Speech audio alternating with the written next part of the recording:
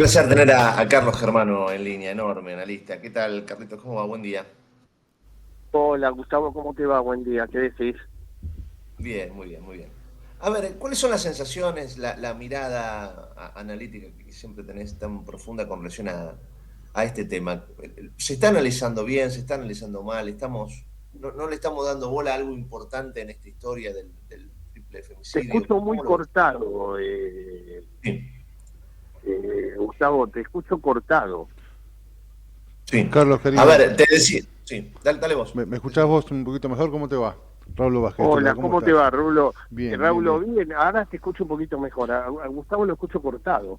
Sí, ahí estamos viendo qué es lo que ocurre. No te preocupes. No, pensábamos consultarte respecto de tu análisis de esta situación que hemos vivido desde la llegada de Milei a los Estados Unidos, este histórico swap bueno, es una palabra que nos tendremos que acostumbrar ya a nombrar, que tiene que ver con claramente un apoyo que es histórico por parte de los Estados Unidos, ¿no? Tu análisis político, porque hay muchas formas de leerlo, ¿no?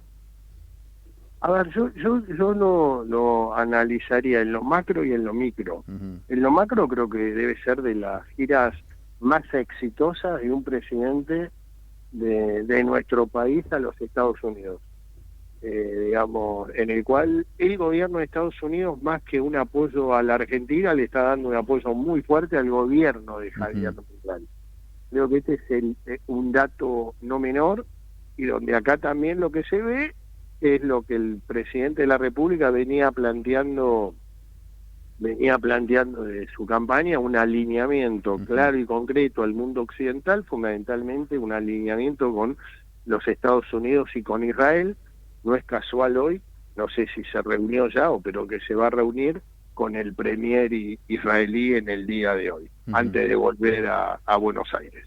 Me parece que esto lo que generó fue fundamentalmente parar una sangría en la cual había entrado el gobierno muy fuerte, donde eh, el fin de semana último todos estaban esperando lo que podía pasar el lunes después de un cierre terrible de los mercados, donde miércoles, jueves y viernes el Tesoro tuvo que desprenderse de 1.100 millones de dólares. O sea, esto creo que los tranquilizó.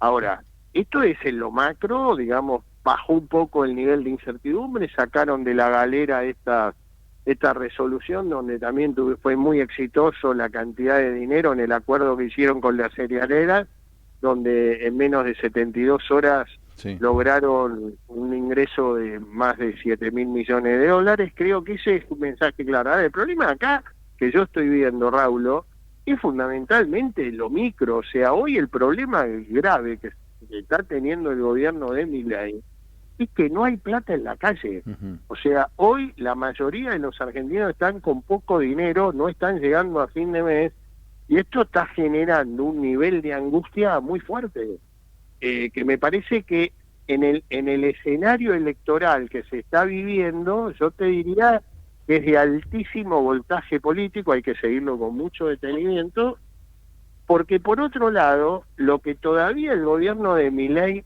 no levantó es el default político que está atravesando. O sea, su construcción en un año electoral, en un grado de endogamia y soberbia, pensando que todo era color violeta, terminó de dinamitar todos los puentes con la oposición amigable, en el cual no se sentaban a dialogar con un par, sino directamente quisieron hacer lo que hicieron con el PRO de la provincia de Buenos Aires, donde tenés que sumisión total, no hay ninguna posibilidad de acuerdo político sin sumisión.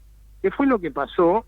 Y donde todo tiene que ser violeta, la marca tiene que ser violeta, o sea, estaban viendo un país, ellos, creo que mirando solamente el éxito electoral que tuvieron en la ciudad de Buenos Aires, y me ujú. parece que la Argentina es mucho más que la ciudad de Buenos Aires.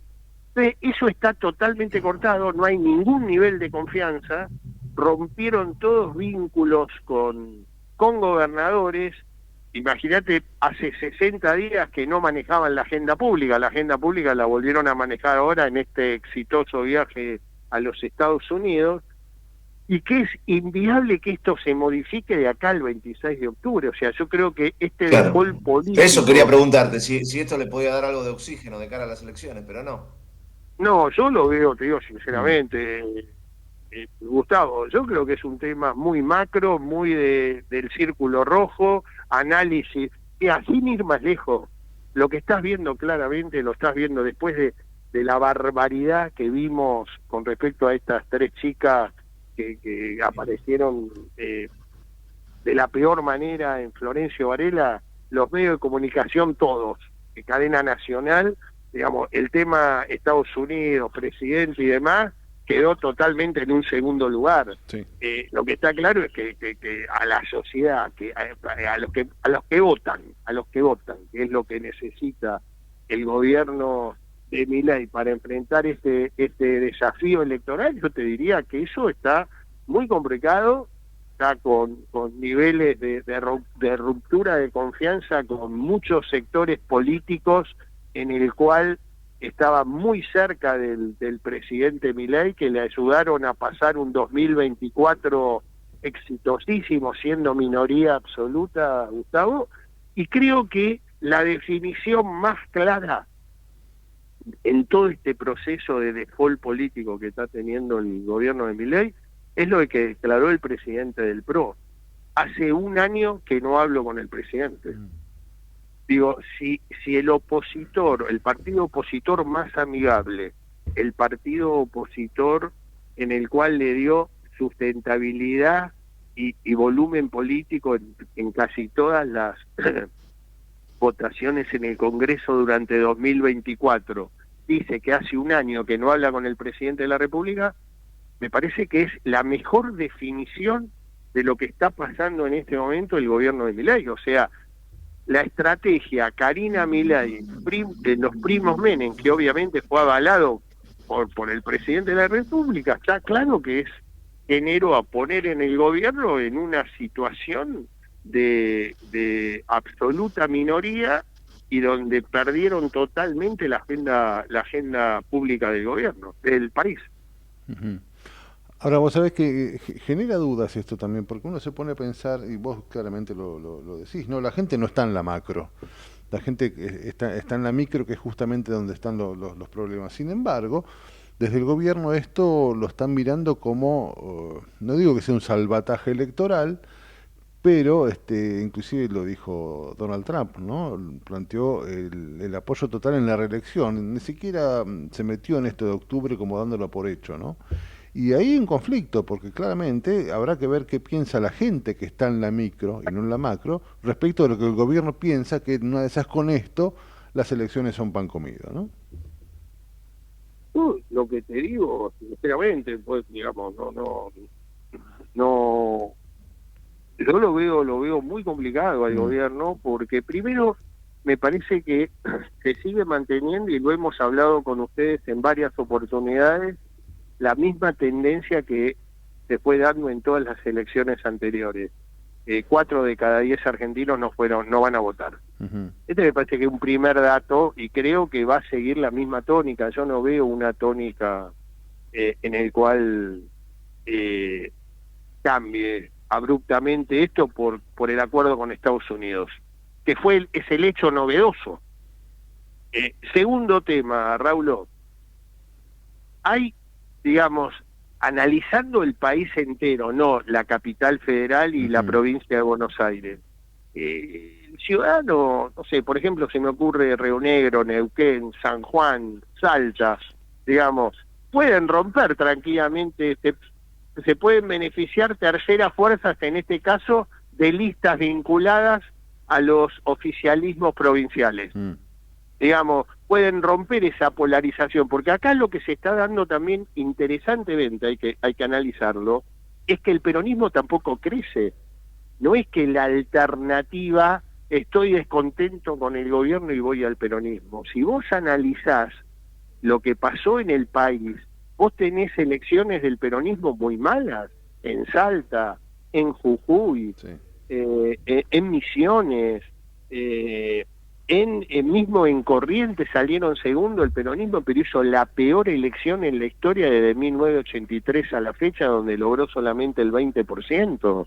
En Salta, en la ciudad capital, no llegó al 6% en el peronismo. En San Salvador de Jujuy estuvo el 9% solamente. Con lo que te quiero decir es que no es que la alternativa es votar al peronismo. O sea, creo que si en el análisis por ahí nos confundimos, viendo lo que pasó en la provincia de Buenos Aires, que fue contundente el triunfo, pero convengamos también que ahí estaba toda la estructura completa de los locales. Para que te des una idea, el 88% de los intendentes peronistas ganaron sus distritos, y el 79% de los intendentes de la Libertad Avanza o PRO, o del PRO en este caso, ganaron su distrito. Es decir, que lo territorial jugó un rol central.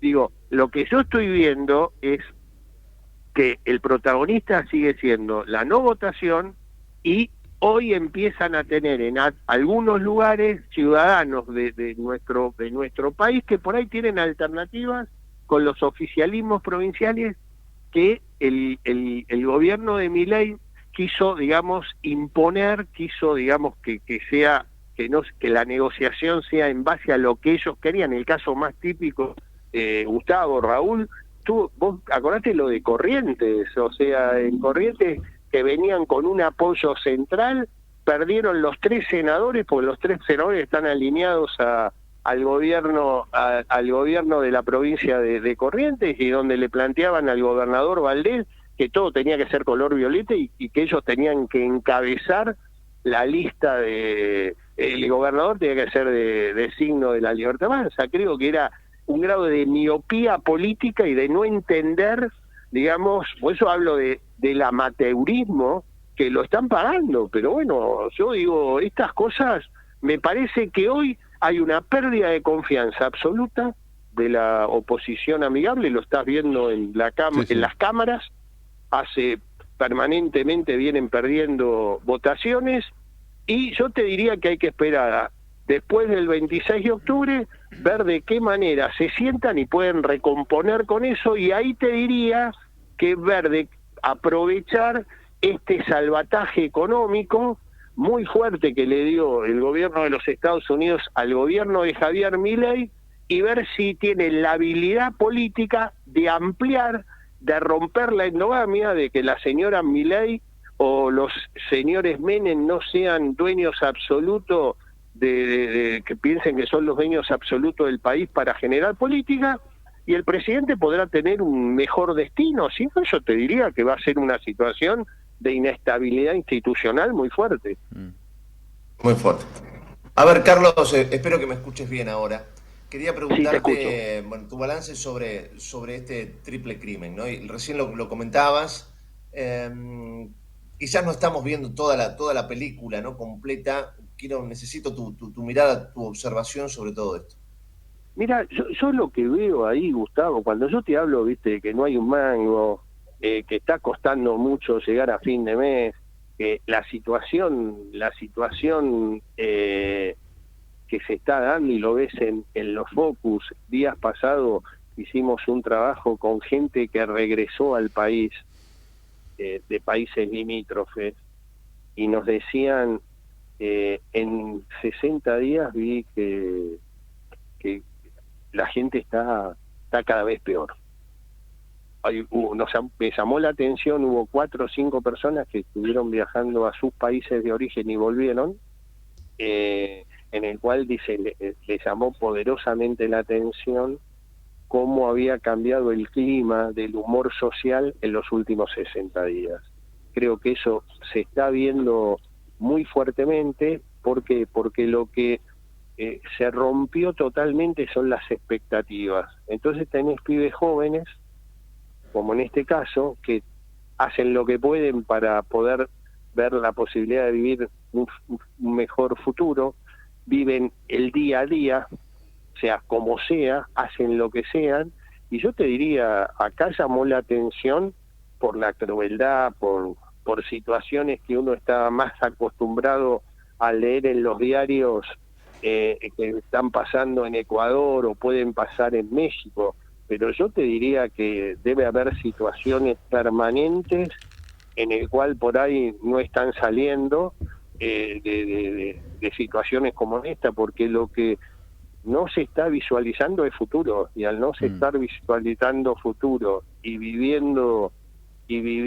el día a día, o sea, yo siempre recuerdo, y lo he hablado contigo, Gustavo, un estudio que hizo el jesuita Sarazaga en 5 barrios populares, 4 del conurbano y 1 de la ciudad de Buenos Aires, donde hablaban expectativas de los jóvenes de 18 a 29 años en barrios populares, donde el 20% decía que estaba totalmente fuera del circuito social, y había un 40% que vivía el día a día, sin importarle el futuro. O sea, esto es reflejo de esto también, Gustavo, situaciones donde los pibes están buscando como sea, lo decía el abuelo el otro día, los pibes quieren un buen celular, fíjate que las 3 estaban con iPhone, tener un buen par de zapatillas, o sea, se están, digamos, viviendo lo que pueden y lamentablemente tratando de generar plata fácil de cualquier manera. Y me parece que esto son realidades porque todavía lo que la Argentina no está produciendo es futuro, es ver la posibilidad, y lo terminás de ver hoy con el informe que están en todos los medios de solamente el 10% de los jóvenes terminan en tiempo y forma todo el proceso primario y secundario, claro. 10%. Digo, me parece, Gustavo, que ahí empezás a tener la respuesta de lo que pasa y lo que seguirá pasando. Seguro. O sea, y nadie se ocupa de eso, ¿viste? Nadie se ocupa, no es tema. No es tema. Después se pasa la pelota. Yo le escuchaba ayer al ministro de Seguridad de las provincias de Buenos Aires como diciendo, bueno, la banda, estos peruanos están en la ciudad de Buenos Aires. Digo, cada uno más en año electoral, pero ahí tenés un estado que no hay estado presente. O sea, esto del estado presente es nada más que un relato muy bien armado, pero está claro que hoy la gran mayoría de los sectores populares de la Argentina siguen a la deriva y siguen sin ningún tipo de perspectiva de futuro, que eso es lo peor que le puede pasar a una sociedad. Sí.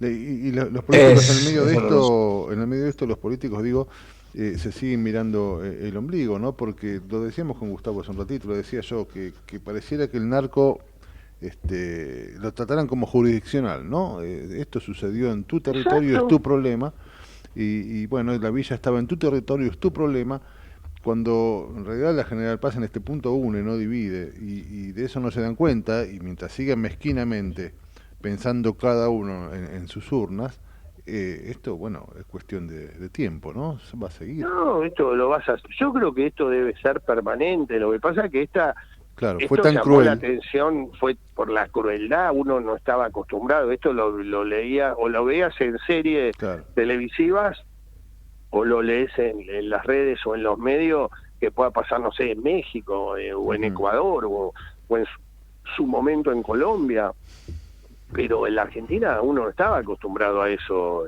Raúl, o sea, esto fue... Pero creo que el tema de fondo... hace años que viene pasando y no se tocó para nada, o sea, el crecimiento, digamos, en las barriadas populares del aumento, digamos, y el narcotráfico, solucionando y manejando los barrios del Gran Buenos Aires o de la ciudad de Buenos Aires o del Gran Rosario o del Gran Resistencia, Gran Córdoba. Digo, esto viene desde hace años, viene pasando. Y digamos hay una dirigencia política y fundamentalmente un poder judicial también muy inactivo en estos temas y una policía, las distintas policías que tampoco terminan hay mucha complicidad porque han pasado, fíjate lo que está pasando en este juicio que se abrió ahora en Rosario, que lo que empieza a salir, los acuerdos con distintos políticos o dirigentes territoriales importantes santafesinos. Digo, todo este tipo de situaciones indudablemente colapsaron y están pasando esto, pero esto ya te digo, al margen de la crueldad absoluta de lo que se vivió, yo te diría que son temas claros de que deben estar pasando permanentemente, no a este nivel, pero el ingreso y el copamiento de las barriadas por sectores narcos me parece que son una realidad, y esto lo hemos visto ya en muchas veces, en muchas noticias que fueron apareciendo durante los últimos años, ¿no? Sí, sí. Carlos, querido, como siempre, qué placer tenerte. Te mando un abrazo grande. Abrazo grande. Terminen Chau, bien amigo. el día. Chau, chau. Gracias. Gracias, querido. El gran Carlos Germano, analista político, un placer tenerlo para pensar, para poner blanco sobre negro en esta realidad tan pero tan difícil.